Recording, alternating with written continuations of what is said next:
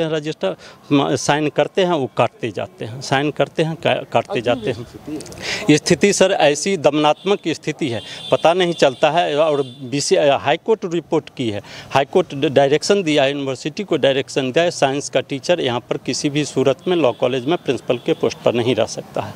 लेकिन उस सब को दरकिनार करके यहाँ पर साइंस के टीचर को रखे हुए हैं, जिसके कारण ये नतीजा 4 साल से महाविद्यालय आज अपने जगह पाने के लिए दौड़ रही है। आज तक ऐसी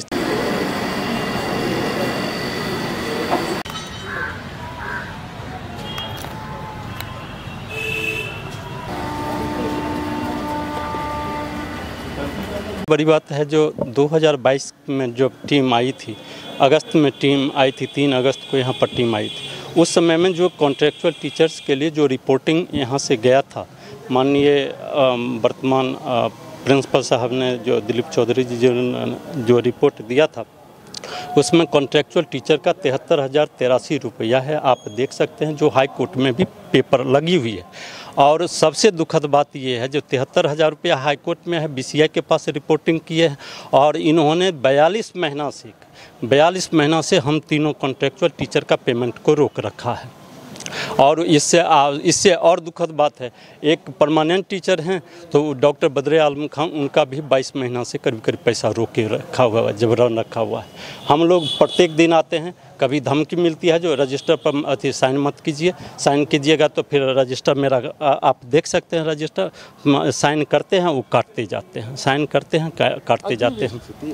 स्थिति सर ऐसी दमनात्मक स्थिति है, पता नहीं चलता है। और हाई कोर्ट रिपोर्ट की है, हाई कोर्ट डायरेक्शन दिया है, यूनिवर्सिटी को डायरेक्शन दिया है, साइंस का टीचर यहाँ पर किसी भी सूरत में लॉ कॉलेज में प्रिंसिपल के पोस्ट पर नहीं रह सकता है।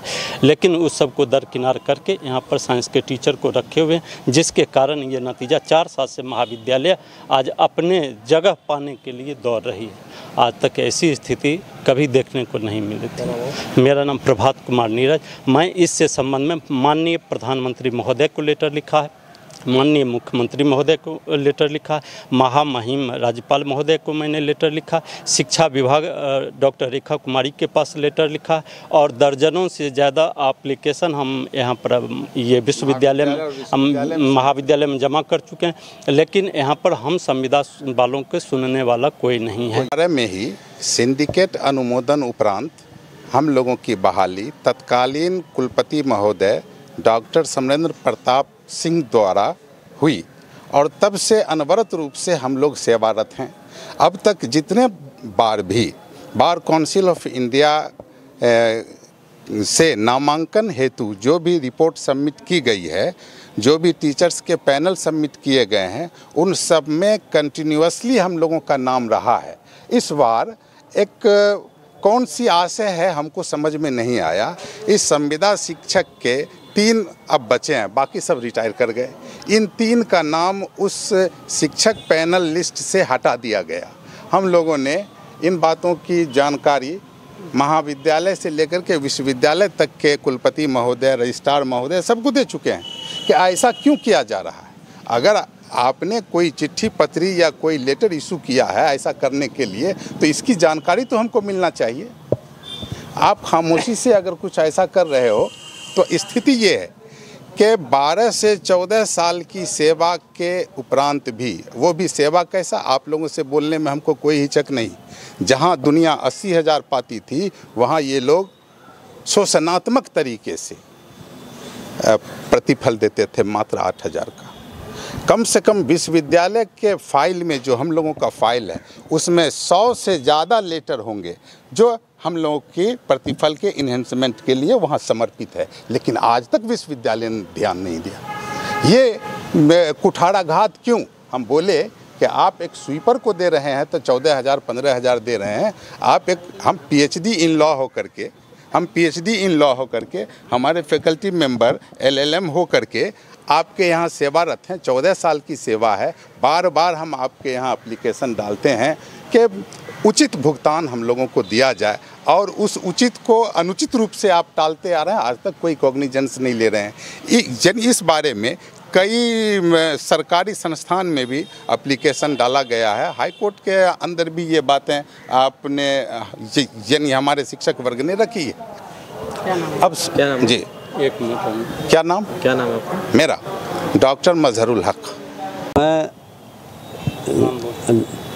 मैं यहाँ के स्टूडेंट को देखता हूँ, आते हैं डेली का डेली हम लोग आते हैं यहाँ रजिस्टर पर साइन करते हैं और जब देखते हैं बैठते हैं आके 10 बजे से लेकर के शाम 4 बजे तक और बैठ के चले जाते हैं। लेकिन देखते हैं डेली 2, 4, 10 लड़के आते हैं। बहुत अफसोस होती है कि आज 4-5 साल से यही हाल चल रहा है, 2000 लगभग 20 से। तो उसके बाद से एडमिशन हुआ नहीं है। पुराने लड़के 2-4 हर साल 2-4 बैठते हैं, एग्ज़ाम देते हैं। हम आते हैं तो ये देखा जाता है कि आज तो लोग कहते हैं कि बिल्डिंग है ये वो, हम तो शांति निकेतन को याद आता है कि शांति निकेतन में किस तरह से पढ़ाई होती थी। क्या आज भी अगर लड़के ऐसे बहुत हैं जो किसी भी तरह के स्थिति में पढ़ने को तैयार हैं, लेकिन यहाँ तो पढ़ने का मादा है, पढ़ाने के लिए कुछ है नहीं।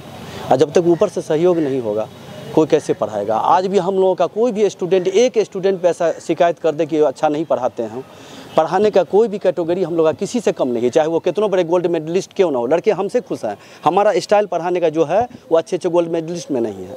अच्छा, टीम आई थी, क्या कुछ कहिएगा? टीम आई थी, टीम जो देखी बात सही है। 4 साल से कॉलेज बंद है, तो कॉलेज की स्थिति जब बंद है, रूम सब बंद है, पढ़ाई हो नहीं रही है, तो गर्दा और ये सब तो रहेगा ही। रहा बात टीचर जो है और जो सफाई का डायरेक्शन पे सवाल उठा बहुत सारी। हाँ, तो वो तो है, सही बात है, वो कमी है।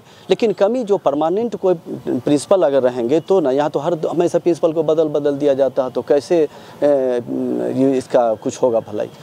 एक परमानेंट कोई रहें और उसके बाद उस तरह से चलावें। अच्छा, अब एक आदमी को एक्स्ट्रा भार दे दिया जाएगा तो जाहिर सी बात है कि जब ध्यान बटेगा तो इंसान। क्या नाम हुआ आपका? मेरा नाम शमसुल्लाह खान हुआ।